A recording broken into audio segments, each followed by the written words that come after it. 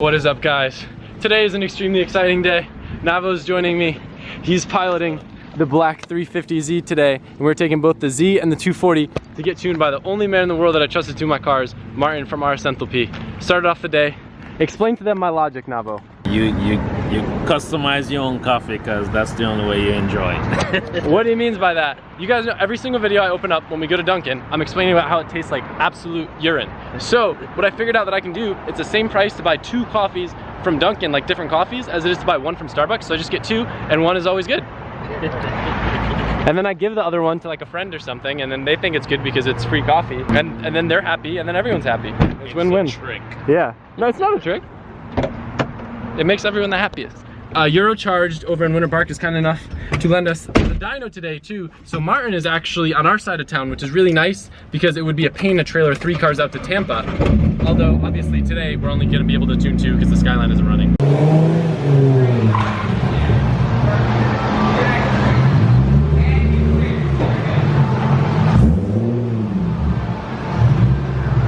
It's not magnetic. Are you serious? It's okay. Oh wait, no, we got it. We're good.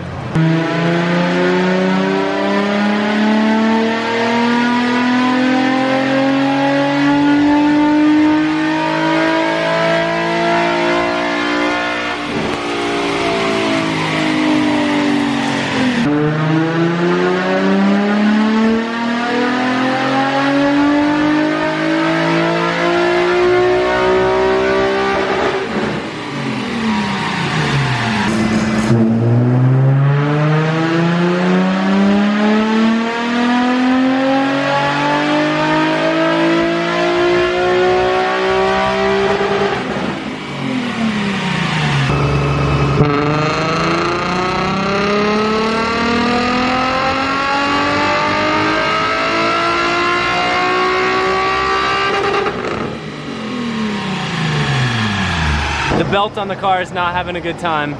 Oh yeah, it's fraying pretty bad.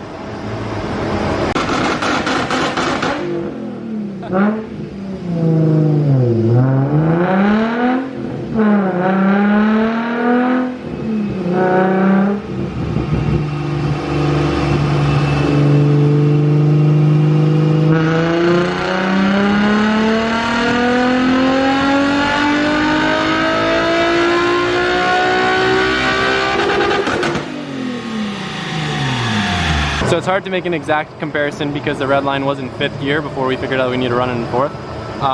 But overall, I mean, 23 horsepower is quite a bit for an NA motor.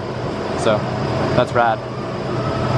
What I'm more excited about though is having the red line just a tad bit higher. And what were you explaining to me before about the way that the rev limit is? So basically on most of the newer Z cars, it's a soft rev limiter where it just the power is cut via throttle body. What we do when we tune them to give it a more consistent and a more traditional feel is we convert it to a traditional rev limiter where it's a ignition cut up at the top, and it doesn't feel like the power is going away within the last couple hundred RPMs. It basically hits a wall and the power, it continues all the way up until it goes into ignition cut versus the way it is stock.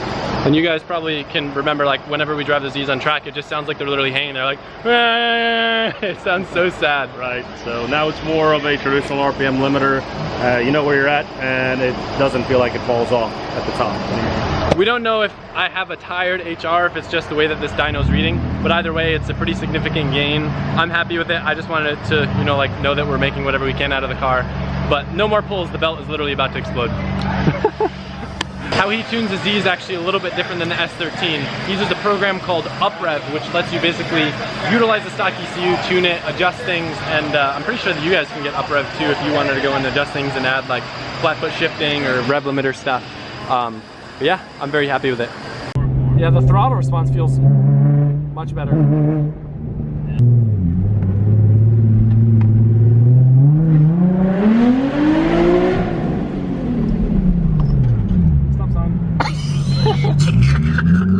Wait, should we do launch control? Ready now? Launch control. Do it, do it.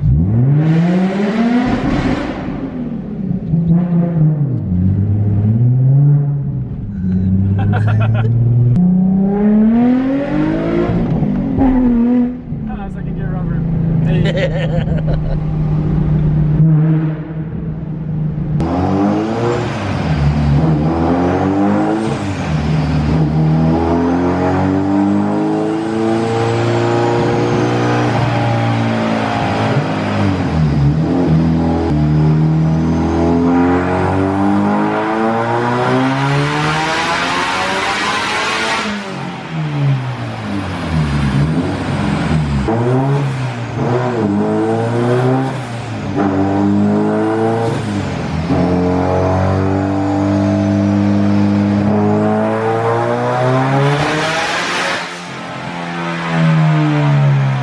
Was a little bit concerned that possibly that vibration might be something with the flywheel coming loose, so he is proceeding with caution.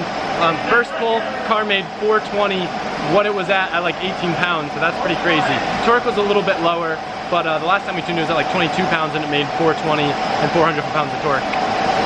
However, my car started breaking up and the plugs, I guess, need to be gapped differently, so we're doing that right now. Right now, Martin's kind of deciding how much he wants to crank it to, because the car can probably make a ton, but we might run into some head lift issues. So, since I only want a moderate amount of power, I don't know how hard we're gonna push it. Nava wants 500, but...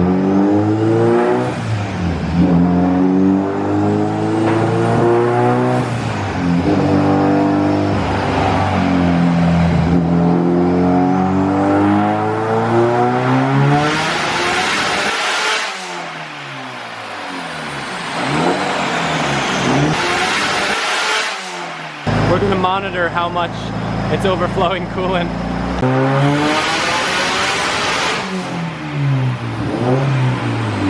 Martin thinks the head's lifting. It smells like exhaust a little bit, smell it. Yeah, that's not good. Oh boy. Alright, so we have bad news.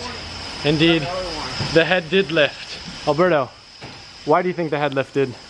Because we normally torque the studs to about 80 to 90 foot-pounds, but the ones that we're using are supposed to be torqued to 60 or 65 foot-pounds, which I asked like 3 times why, and then the manufacturer says that it needs to be torqued to that point. But as you can see, when you have the Dyno Run, the head lifted, so 65 foot-pounds is definitely not enough torque. Martin does think though that the head was already lifted, so it's not like this just happened. This probably just made the issue much worse. Wait, Martin said it already happened to somebody else too that had the same issue with the studs at like 60 or 65 pounds. And Martin, do you have any comments about this situation? No, just time for a little bit. It's time to redo it and redo the head gasket.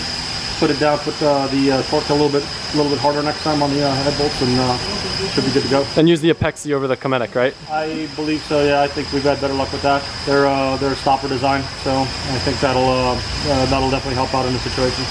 Poor SR's been through so much. I'm a little sad. At least I have the RB to be excited for. And the 350Z in the meantime. I really just want this car to work. Alright, so to be very clear, it is now evident that where my mysterious coolant was disappearing was probably because the head was lifted and it was pushing the coolant out the overflow. Now the fact that that little valve on top of the radiator that's supposed to allow fluid into the overflow had a leak only exaggerated the problem, because instead of pulling that coolant back into the coolant system, it was pulling air in, making it even worse. And that would explain why I was losing my coolant so fast. So what needs to be done? We need to pull the head off, probably get it resurfaced, check the block to make sure it's level, new head gasket, and it should be ready to go. However, I'm not as upset as I probably should be with all of this, because there's hope. So it's not like that SR is my only like fun drift car right now. I have the 350Z to drive, and then I have a Skyline, which we should be able to tune next week. So I'm not bumming that hard, but it does suck because we put a lot of work and time into that thing, and you know that that's the last thing that I want to do, is have another engine out of the car project. But that's what this is turning into, and I hope you guys enjoyed the video. Very much appreciative to Eurocharge for letting us use their dyno, Stuart from Stock Tuning for being there with us and kind of setting up the dyno and helping us strap down the car, and of course Martin for coming out from Tampa and putting in his RS enthalpy magic on the Z and doing his best on the 240. Hopefully he will be able to squeeze some good numbers out of the Skyline with no heads being lifted next week. So thank you guys for watching. If you want to make me happy, hit the like button. That makes me happy. And so does ice cream. I like ice cream. Bye.